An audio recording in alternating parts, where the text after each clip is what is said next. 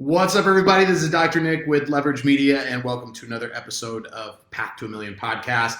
This is another special episode that we're doing on the coronavirus, as well as what you're going to be able to do about it. I read the Senate bill section last night that applies to small businesses, so I did a video earlier on that. I think I'm wearing a hat in that one if you want to look for that video. But that kind of talks about the different things that are included that are going to apply to small businesses, especially chiropractors.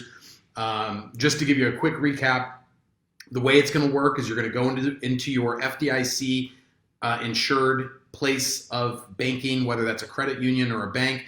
You're going to go in, you're going to fill out an application. They said yesterday that they're going to actually fund the loans the same day, so you'll be able to get the money pretty much immediately. They're going to make the application process very simple, very streamlined, and that the way it's going to work is you're going to be able to get money to cover, you can really get a loan to cover all of your expenses, but the things that are going to be forgiven that you don't have to pay back are going to be your payroll costs, which I assume means like the taxes to the state and to the federal government for payroll, if you have like an Intuit system or something that like processes, or if you use a company that processes your payroll, the actual payroll itself, so your employees' salaries and things like that. The way that I'm reading it is that only up to $100,000 per year prorated over the 8 weeks that it covers. So it covers 8 weeks of these expenses.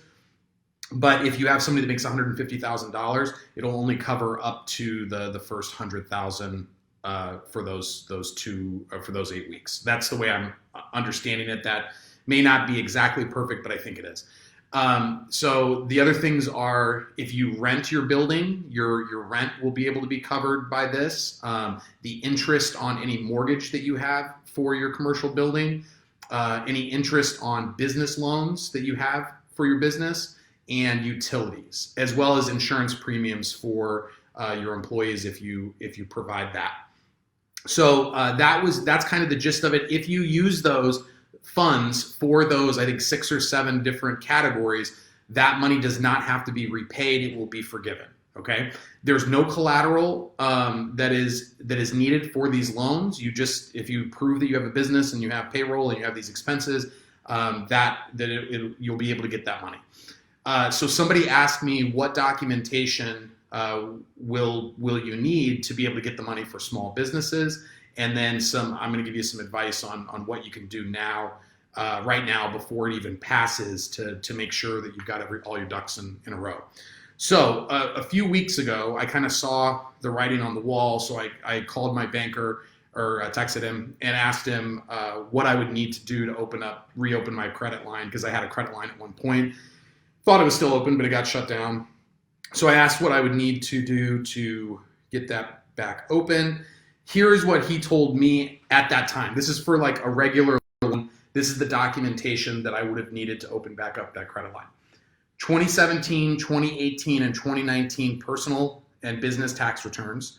If 2019 isn't done yet, send internal numbers, meaning your year-to-date numbers for 2020, as well as your 2019, basically like your QuickBooks numbers, the numbers you'd be working off of to do your taxes. Also a personal financial statement and an accounts receivables aging report.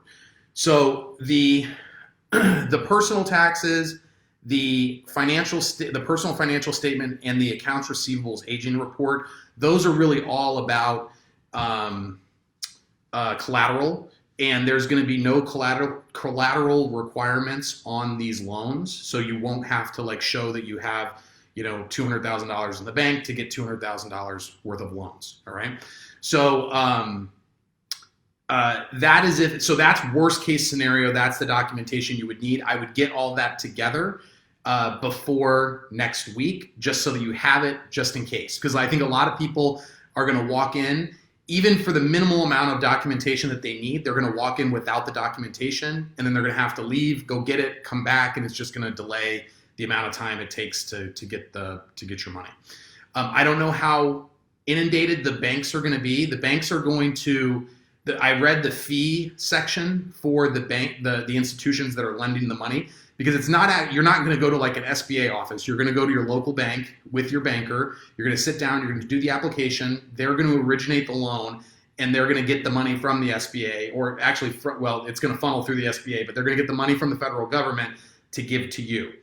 The way that they're being incentivized is they get a percentage of however much you borrow, and I think it's like 5% of the loan goes to the institution that helps you with the application. So it is going to be a moneymaker right now for the banks. So they're going to be trying to get as many people into their bank to do the applications through them as possible. This is why I recommend getting all your stuff together, maybe setting up an appointment with your banker next Thursday or Friday, because from the sounds of it yesterday, it sounded like the money was going to be available as long as it passes today or tomorrow, which it's like 99% likely that it will. As long as it passes and he signs it, the money should be there by Thursday or Friday next week. So I'd probably get an appointment now for that. If you have a relationship with your banker, now's the time to reach out to them. So that's the requirements for a regular loan. This loan is a little bit different in that you're going to be able to get the money for free basically if you do it in these 6 or 7 categories that I listed before. So what I think will happen is that you're going to have to show some proof that before February 15th, you actually had these expenses. You had this payroll. So like your IRS 941 form, the quarterly form that you file with your payroll, that will show that you told the IRS that this is how much I paid in payroll. They will take your last year, they'll average it, they'll divide it by 12, you'll get a monthly average, and then I believe that you can borrow, it's only going to be covered for the 8 weeks, like the payroll section of it, or all these categories that I talked about will be covered for 8 weeks, but you may be able to borrow more than that, than just those ones that will be relieved. If you spend the money on something outside of those categories, that money will probably just be at a lower interest rate. So I think I saw 4% somewhere in the text, but it's hard to read these bills. If you've never read a bill before, it's not the easiest thing. So the documentation for a regular loan, like I just listed out, your taxes, your tax returns, your 2020 year-to-date numbers, your 2019 numbers if you don't have your 2019 taxes done, personal financial statement, and accounts receivables aging report. That's for a regular loan.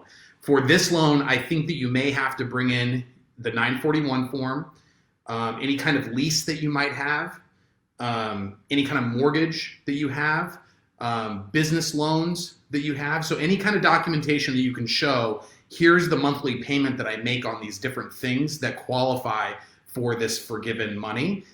I have a feeling that you're not going to have to show any of that other than the payroll information, because that's what they are worried about the most. But just to be on the safe side, gather up that information now so that you have it in a file, you can take it into your bank, and it's better to be over-prepared than not prepared enough. The things that you can do right now before it passes are, number one, get all that documentation together. Number two is contact your banker. If you do not have a banker, wherever you have your checking account, call in. If you've never gotten a loan before, you may not have a commercial banker. Just call and ask to talk to the commercial lending department and, make a friend. So again, they're going to want you to, I would guess that they're going to start reaching out to all of their customers now and trying to get those people taken care of right away. I think the bottleneck is going to be that there's going to be so many people trying to get into the bank to fill out these applications that there may be a delay. So if you really need the money right now, or even if you don't really need the money right now, I would make sure that personally, I'm going to be setting up something today so that I can get the application in as quickly as possible. It's possible that they might release the application before they actually have the money available. If they do that, be sure you fill out that application. Usually with an SBA loan, you have to get like an SBA expert to help you with the application. I've done 2 of them, and I've had to pay $5,000 to get the application done. It is not simple. It takes a long time to get the money. This is not going to be a regular SBA application process, from what I understand. But So you won't need an expert. Don't get tricked into paying thousands of dollars to have somebody help you with this. I think that your banker will be able to walk you through it, or you'll be able to do it on your own. But that's going to be the documentation that you need. At the worst, all those things that I just said are things that you should be getting together and having a folder. Be ready to go, like physical papers, not like digital copies, but like print things off. Print out your bank statements, highlight those monthly payments that I told you are going to be covered, and I think that'll cover you. I think you'll be good then, and I think that'll be way overkill. That'll be way more than you need, but you won't have to like delay it a few hours by like going in, and then maybe you can't get an appointment until like next Tuesday, but your payroll's coming up on Friday. So it's important that you be prepared and you're going in there ready to do what needs to be done. So also, this is an opportunity. Like a lot of people, I was just on a call. There's some people that have laid off staff already. There are people that have asked their staff to take a pay cut.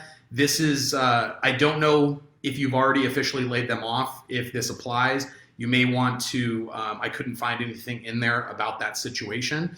But if they are getting unemployment, they're going to be able to get 100% of their normal wages. Plus, everybody's going to get a $1,200 check as long as they don't make more than $75,000. And but if you have asked your staff to take a cut in pay, including yourself, you'll be able to move that back up to 100%. The government's basically going to cover the payroll and those other categories that I talked about. So if you have any questions, let me know, and we'll talk to you on the next one.